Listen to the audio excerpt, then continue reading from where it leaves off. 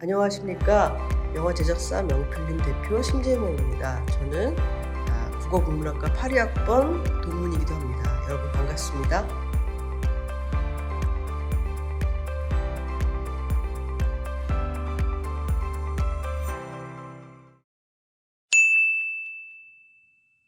저는 대학 다닐 때 전공은 국문학을 했지만 영화 일을 굉장히 하고 싶어 했었어요. 그래서 출판사를 잠깐 다니다가 기회가 생겨서 영화사의 신입사원으로 마케팅 일을 시작했습니다. 그리고 나서 영화 제작 일을 꿈꾸게 됐고 자연스럽게 명필름이라는 제작사를 차리게 됐어요. 그래서 영화 제작사를 차린 이유는 저 역시 영화 제작자가 꿈이었고 한국 영화를 만들고 싶은 마음에 회사를 설립하게 되었습니다.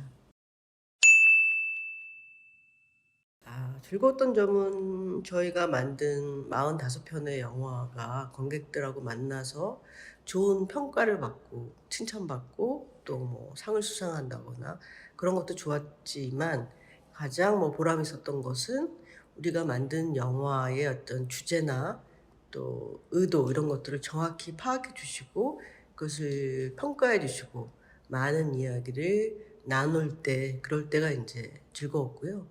힘든 것은 당연히 영화 제작 일이라는 게 다른 많은 분야의 일들도 그렇지만 함께한 사람들을 책임져야 되고 또 그 결과를 책임져야 되는 것이 제작자이다 보니까 흥행이 잘 안 됐다거나 또는 어떤 문제가 발생했다거나 또 이런 이제 안 좋은 상황이 생겼을 때 그것을 최종적으로 책임져야 되는 직업이 영화 제작자이고 또 영화사 대표이기 때문에 그 과정이 좀 힘들었다고 할 수 있을 것 같습니다. 네. 명필름은 그동안 45편의 영화가 주로 이제 실사 극영화 중심이었어요. 애니메이션 전문 제작사들이 주로 만들어 왔는데 저희는 가족 영화 또 애니메이션 영화에 대한 어떤 꿈 이런 것들이 있어서 도전을 했습니다. 그래서 2011년에 여러분들이 많이 보신 그리고 한국 애니메이션 사상 가장 크게 흥행에 성공한 마당을 나온 암탉을 제작한 경험이 있고요.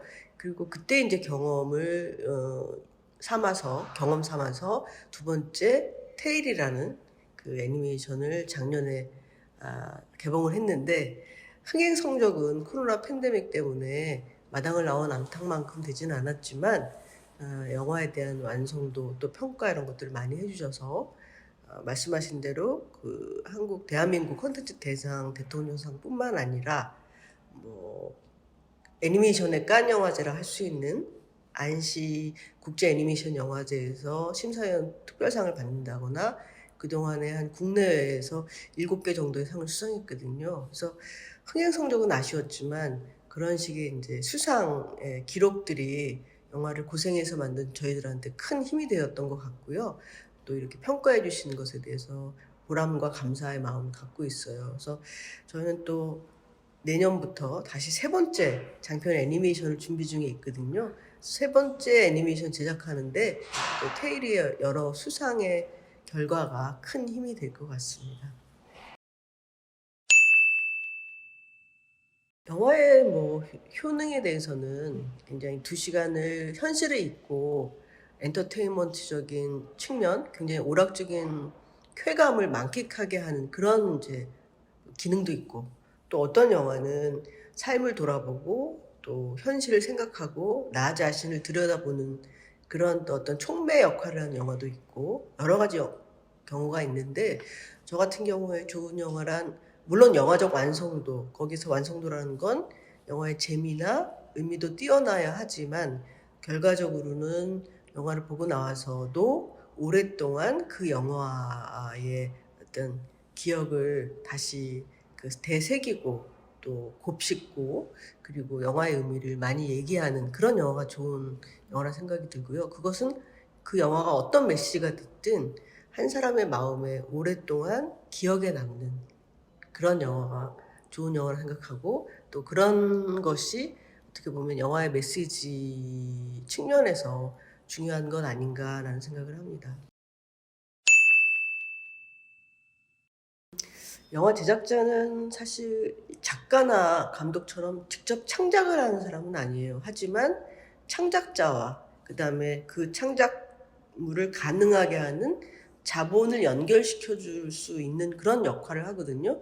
일종의 거간꾼이라고 할 수 있는데 창의적인 쪽과 그다음에 어떤 자본 측면을 연결시켜 주는 것이고 패키징하는 것이에요. 그러니까 제작자는 어떻게 보면 창의적인 안목도 있어야 되고 또 비즈니스적인 측면도 많이 알아야 되는데 그런 두 가지를 다 아우르려면 사실은 영화 제작자도 직접 시나리오를 쓰거나 직접 메가폰을 쥐고 연출을 하진 않지만 한 편의 컨텐츠를 이해하고 또 어떤 아이디어를 내고 할 수 있는 창의적인 측면의 능력이 굉장히 중요합니다. 그러다 보니까 어떤 기술적인 면보다는 소설을 많이 본다거나 영화를 많이 본다거나 다양한 문화 콘텐츠를 경험한다거나 하면서 스스로도 창의적인 능력을 갖출 수 있는 그런 소양을 학창 시절에 많이 경험해야 된다고 생각을 하고요. 사실 뭐 영화 촬영이라든가 편집이라든가 특수시각효과라든가 이런 이제 테크니션적인 측면은 또 전문가들이 하는 것이니까요. 만약에 저처럼 영화 제작자가 꿈이라면 저는 무엇보다도 문학, 미술, 음악 이런 이제 각종 연관된 그런 문화 경험들, 콘텐츠에 대한 경험들을 많이 할수록 경쟁력을 가질 수 있다고 생각을 합니다. 네.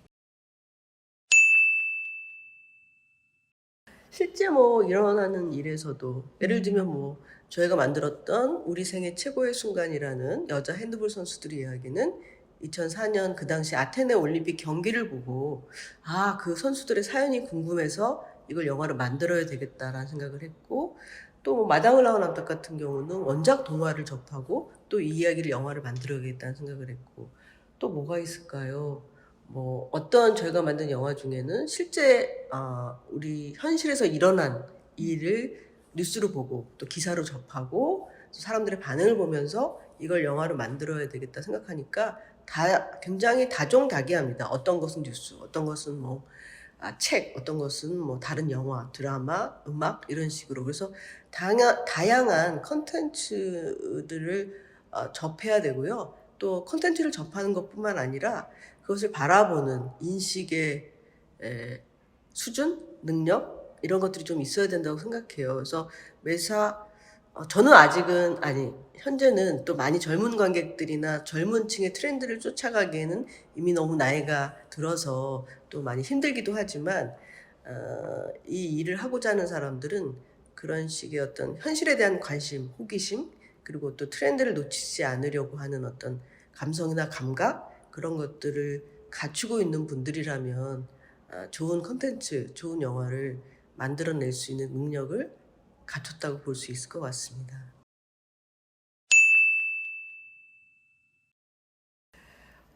저희 국문학과는 이제 답사를 많이 갔어요. 그래서 이제 문학 답사를 가서 뭐 그런 이제 문화 유적이나 또는 문인들의 삶 이런 거를 살펴보기도 하지만 또 중요한 것은 선후배들하고 그 답사 시간 중에 즐거운 추억들을 만들어냈던 것 그런 게 이제 기억이 나고요. 그리고 저희가 여자대학이다 보니까 여학생들끼리 굉장히 교정에서 편하게 활보하면서 여성들끼리의 어떤 우정과 연대를 느낄 수 있었던 그런 시간들이 저한테는 굉장히 소중한 추억이자 경험 아니었나라는 생각을 합니다. 제가 대학 다닐 때만 해도 오히려 취업도 쉬운 편이었고 또 사회생활을 하는 데에도 여러분보다는 오히려 쉽다고 생각이 들어요. 그래서 운 좋은 시대에 저는 대학을 다녔다는 생각이 드는데 저희 딸도 그렇고 뭐 여러분들도 그렇고 요즘의 20대들은 훨씬 더 자신의 꿈을 펼쳐나가기도 쉽지 않고 그리고 우리 사회에서 다른 여러 가지 그 무한 경쟁에 제가 볼 때는 필요하지 않은 어떤 그런 것들을 강요하거나 하지 않나. 그래서 저는 지금 대학을 다니는 또 동동여자대학 후배들한테 자신을 긍정하고 그리고 상대평가하지 말고 그리고 내 스스로 나를 사랑할 줄 아는 그리고 자신을 긍정하는 그런 사람이 되라는 말씀을 드리고 싶고, 자신을 긍정하는 사람일수록 또 자기가 하고자 하는 일, 자기가 살고자 하는 방향을 잘 찾을 수 있다라는 그런 아주 원론적인 그런 말씀밖에 드릴 게 없는 것 같습니다. 여러분들 모두 힘드시겠지만 또 다시 돌아오지 않는 청춘이니까 보다 좀 뭐랄까 스스로 만족스러운 그런 시간이 되셨으면 좋겠습니다.